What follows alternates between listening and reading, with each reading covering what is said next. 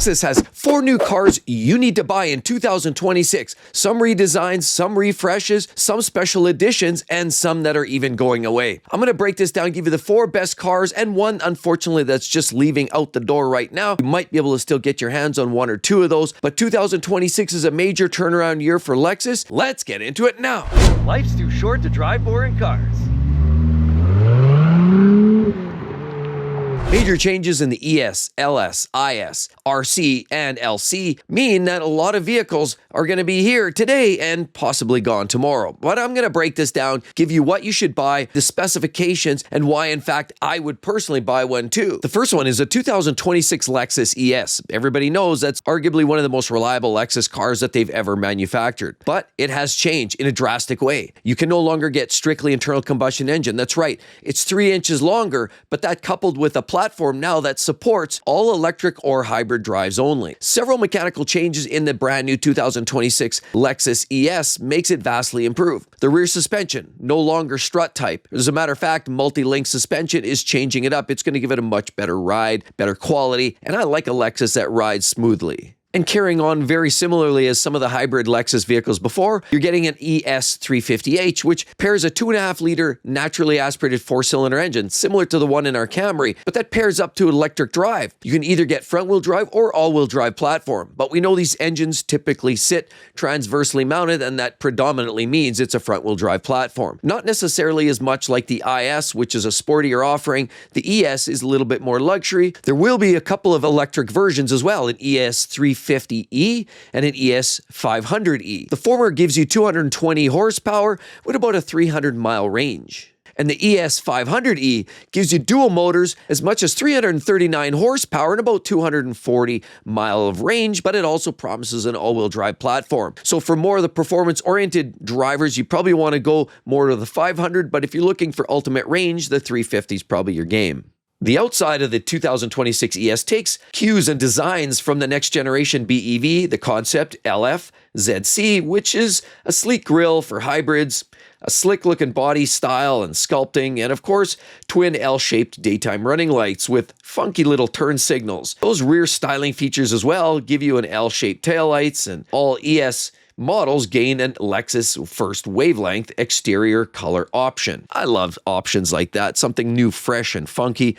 Definitely gives you something that makes it feel a little different than everything else on the road. The interior of the new ES is a wonderful place too, because they drop the bottom of the window, gives you a more open feel. On top of it, the seats are slimmer, there's easier access, and it all just makes for a very wonderful driving experience. Certainly, almost sitting in the back is almost a more desirable location to be. There also happens to be an executive package, which I like, because in the ES350E, it gives you the ability to recline the rear seats. Oh, you've got to love that comfort. Yes. And a variety of other great tech like a passenger side ottoman, massive comfort, and the rear seats also give the ability to heat and cool and vibrating on the outboard seats as well. Other great updates, gives you this bamboo layering, you get this synthetic leather, which is something common for Lexus and Toyota products, but also gives you a 12.3-inch driver display and a 14-inch center display with lots of really bright graphics. On top of it, you do get Android Auto and Apple CarPlay, but you also get the Lexus Safety Systems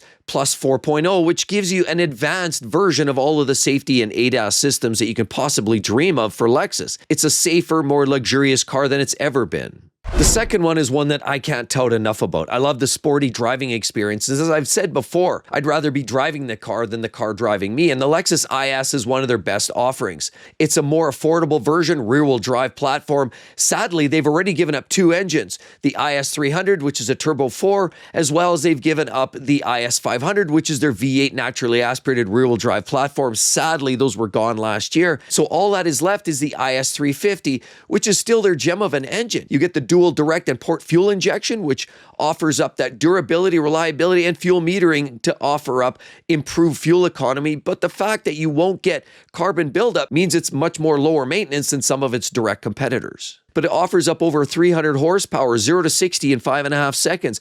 It's blisteringly quick, but on top of it, you also get a torque converter auto. None of that CVT junk in this car. No, you get a 6-speed automatic transmission, which will be mated up to the all-wheel drive or an 8-speed if you go with the rear-wheel drive only. The F-Sport package offers a great, beautiful, upgraded rear fascia, and you get a beautiful little wing on there, and on top of it, it's just wonderful to look at. Those 19-inch wheels just balance it out perfectly. I was at a car show lately, and I showed the interior of these things, and it's wonderful. You get this great bamboo trim, a start switch bezel, and a bold new radiant red color option. You get a 12.3-inch driver display and a 12.3-inch center display, all both increased from previous generations, make the interior feel vastly improved even over the previous generation. Now, the exterior is a little different. My own personal take, it looks a little bit more Corolla-ish. You can certainly see the lineage, but that doesn't matter because everything else mechanically, structurally is going to mean it's going to last for hundreds of thousands of miles. And I can appreciate a car with 300 ponies, fun to drive, luxurious, looks wonderful, and it will last. The new Lexus IS for 26 does improve with the electric steering, gives you a better feel, but on top of it, the suspension is enhanced for more driver-oriented experience. The only drawback is where the ES gets you the 4.0 on the Lexus safety system, the Lexus IS only gets the 3.0, but it still gives you a host of a lot of great safety features from corner to corner.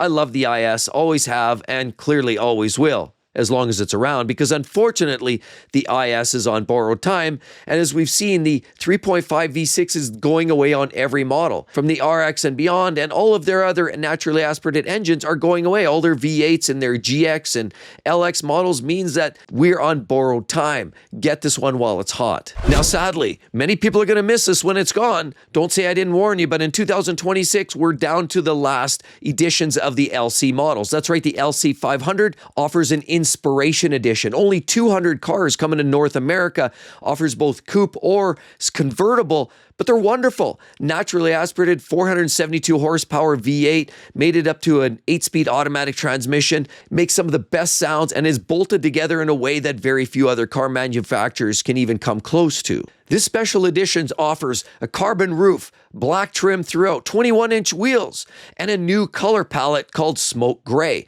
Absolutely fabulous. I love these cars. And on the interior, just to step up the prestige feel and the luxury appointments, they're changing it. You're getting a white and black contrast interior, which is going to be absolutely astounding. It's already beautiful inside. I've got a friend that actually has one of these LC 500s, and I was enamored by the way it drives, the comfort, the refinement, and even the power. It sounds great, especially as you wind it out. You really can't hate on these cars. These are absolutely amazing, and the LC 500 is on borrowed time. But it doesn't just end with cute colors. There are some performance enhancements like canards on the front end, a carbon fiber rear spoiler, active rear steering, and red brake calipers, just to enhance the overall look, style, and feel of the car. But as said, 200 coupes are only going to be available for North America. 350 convertibles will be conversely available for North America. It'll get a new exterior color called Wind, paired with a brown and silver top. Oh, wow, beautiful. But it also gets the 21-inch wheels and adds a rear limited slip differential, highly needed with this level of performance. A lot of great features you get, like Mark Levinson stereo, skid plates, heated steering wheel, heads-up display, black exterior detailing from the rocker to the back to the front to around the windows, you name it. And there will in fact be a specialized badge right down the center of the car in the console. I can't wait to get my hands on one of these. I want to see one in person. I love the LC 500 as it is. This one just steps it up a notch. And sadly, this is the end of an era. Remember, everything going electrification, hybrid, turbo 3s and 4s, this literally will be the end. Remember when everybody started complaining about the fuel economy of the LX 570 or the GX 460? Well, guess what? Nobody's complaining now because with all these turbo engines that are having troubles, everybody says, I want that NA V8. Well, this is the same story here. You might want to take a closer look at the LC 500.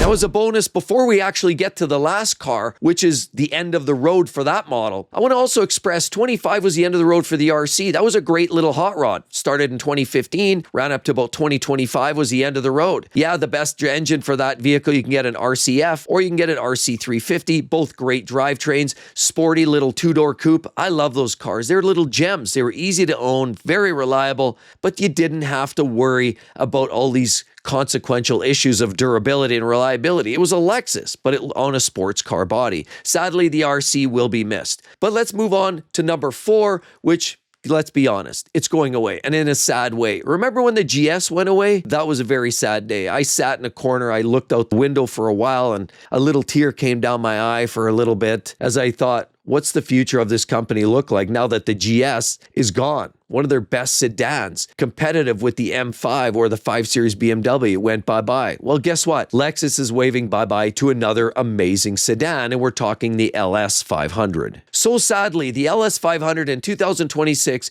features an all-wheel drive system, and only 250 are going to be produced. They do, in fact, feature a twin-turbo 3.4-liter V6. It features an all-wheel drive system and a Torsen limited slip differential. The Heritage Edition does stand out above previous generations, just with some of the trim lines, the detailing, and the accents, which I always like to point out, because to me, if you don't look back 3 times when you walk away from your car, you bought the wrong car. A first for Lexus is a paint called the 90 Noir. It's accented by dark trim and detailing.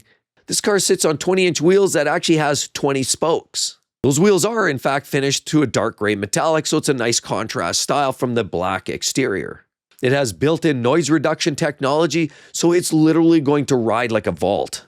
And another first to the LS is a red interior. How's that? Red on black with dark gray wheels? Wow, that is going to be one beautiful car. Another first for the LS is that laser-trimmed wood accent throughout the interior. Embroidered headrests and etched LS Heritage Edition down in the center section.